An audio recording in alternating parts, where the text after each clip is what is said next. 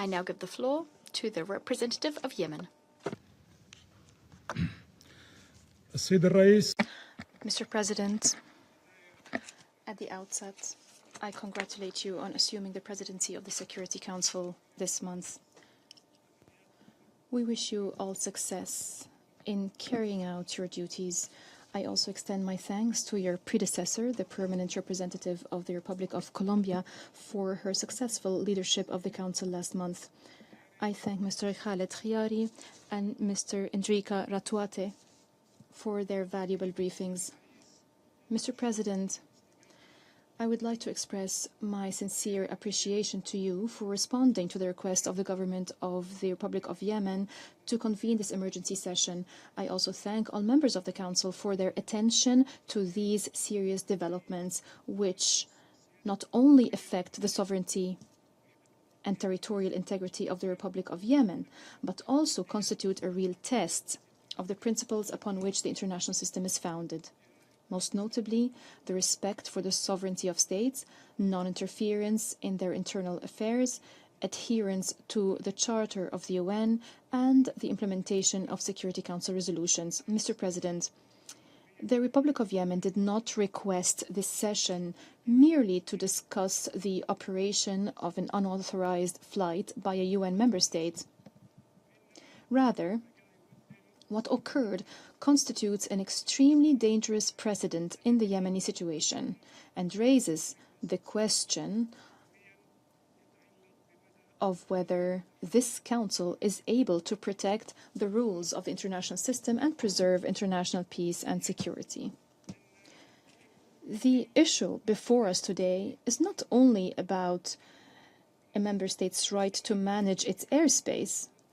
We are dealing here with a deliberate attempt to impose a fait accompli that bypasses the legitimate government, defies Security Council resolutions, tests the international sanctions regime, and turns civil aviation into a tool to achieve military and political objectives that are inconsistent with international law. We warn of the use of Sana's airport, which is not under the administration of the legitimate Yemeni government, to receive unauthorized flights. This is not only a violation of the sovereignty of the Republic of Yemen, but also creates a dangerous precedent that could embolden other armed groups to exploit civilian facilities outside the control of legitimate governments, that would undermine the credibility of the international system and undermine efforts to maintain international peace and security. Mr. President, the Islamic Republic of Iran operated a direct flight by Mahan Air to Sana's airport, which is under the forcible control of the Houthi terrorist militias. This cannot be viewed as a humanitarian measure, as propagated by the militias. Rather, it represents a grave violation of the sovereignty of the Republic of Yemen, a direct defiance to relevant Security Council resolutions, and particularly to the sanctions measures imposed on the militias. This flight cannot be regarded as an ordinary civilian flight because it was conducted without prior permission from or coordination with the competent authorities of the Republic of Yemen. This is inconsistent with the rules governing the operation of international flights to the territory of a sovereign state. Documented information available to the Yemeni government indicate that the flight was not purely civilian in nature. The flight carried personnel, know-how, and military and dual-use equipment. The Yemeni government reserves the right to submit the information and evidence in its possession to the Sanctions Committee and the panel of experts on Yemen for the necessary action within their mandates. Furthermore, the operating company, Mahan Air, is not an ordinary commercial airline Over the past years, it has been associated with providing logistical support to Iran's Revolutionary Guard Corps and has been subjected to sanctions by certain countries due to activities related to the transport of personnel and military equipment to a number of conflict zones. The danger of this incident lies not only in the details of the flight itself, but in the political message it sought to send. It was an attempt to impose a new reality that bypasses Yemeni state institutions.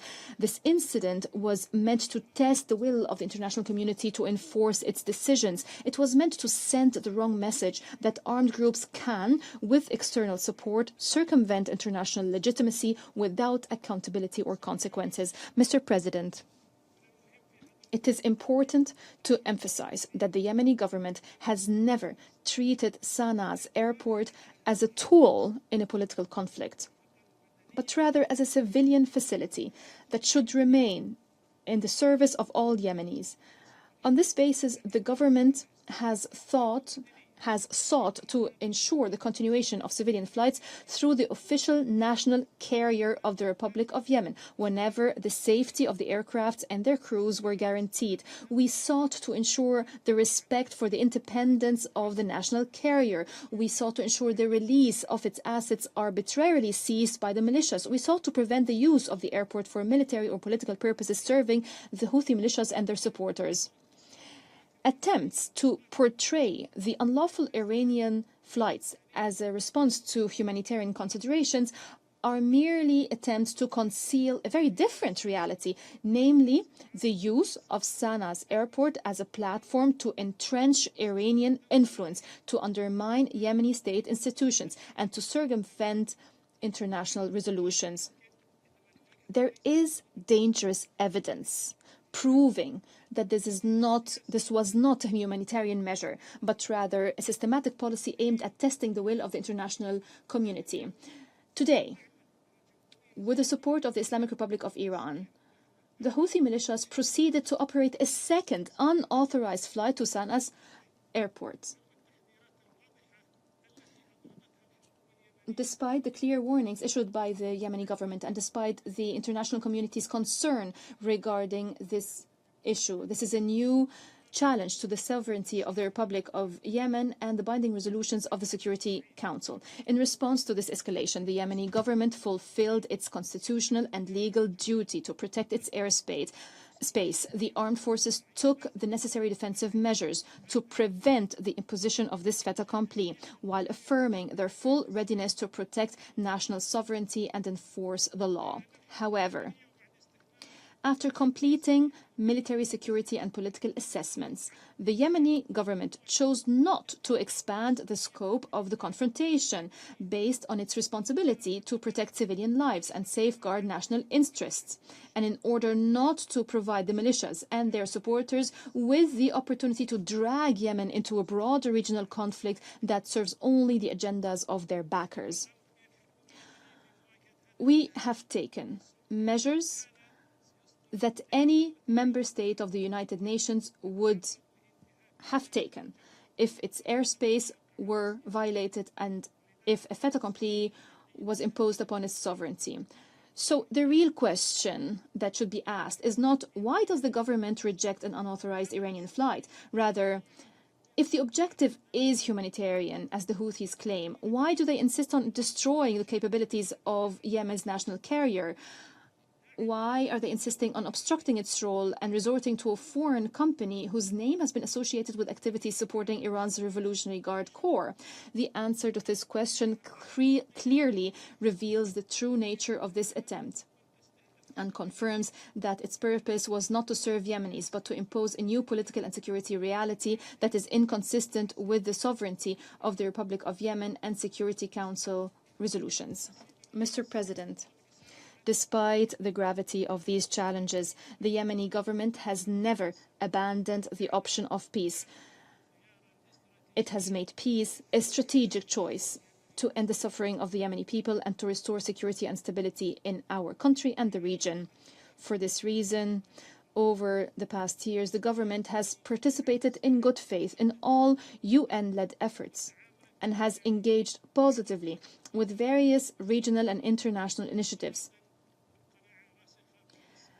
as we are firmly convinced that a just and lasting peace can only be achieved through a political settlement grounded in the agreed upon terms of references, most notably the GCC initiative and its implementation mechanism, the outcomes of the National Dialogue Conference, and Security Council resolutions, particularly Resolution 2216. In this context, the Yemeni government supported the efforts led by our brethren in the Kingdom of Saudi Arabia and the Sultanate of Oman. We participated responsibly in the consultations that resulted in the roadmap proposal. We have accepted the roadmap as we believe that it is necessary to give peace every possible opportunity.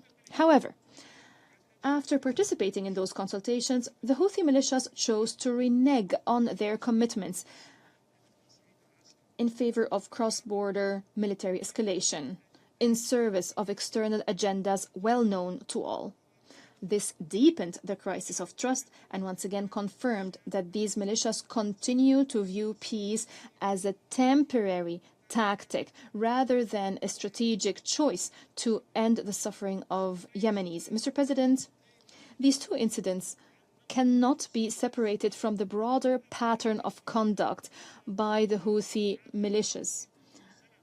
They undermine peace efforts, obstruct confidence-building measures. They refuse to implement agreements reached under UN auspices. While the Yemeni government had completed all necessary procedures to implement the latest agreement on the exchange of detainees and abductees under the auspices of the UN and the ICRC, we were surprised to receive official notification from both sponsoring parties that the Houthi militias had refused to implement the agreement on the scheduled date and had postponed it indefinitely. This is a move that reflects their continued exploitation of this humanitarian file for political and military gains at the expense of thousands of Yemeni families. Simultaneously, the Houthi militias continue to detain UN staff and humanitarian workers. They continue to impose taxes, undermine the national economy, suppress citizens, thereby deepening the humanitarian crisis. They do use the suffering of Yemenis as a tool of political and military blackmail instead of working to end it. Mr. President, as the government of the Republic of Yemen presents these developments before your esteemed Council, we look forward to a clear and firm stance consistent with the Council responsibilities to maintain international peace and security. We call upon the Security Council to do the following. First, the Council must explicitly condemn the unauthorized Iranian flight to Sana's airport as a violation of the sovereignty of the Republic of Yemen and a direct challenge to relevant Security Council resolutions. Second, the Council must call upon the Islamic Republic of Iran to refrain from operating any flights to Yemeni airports without the approval of the legitimate government and to seize all forms of interference in the internal affairs of the Republic of Yemen.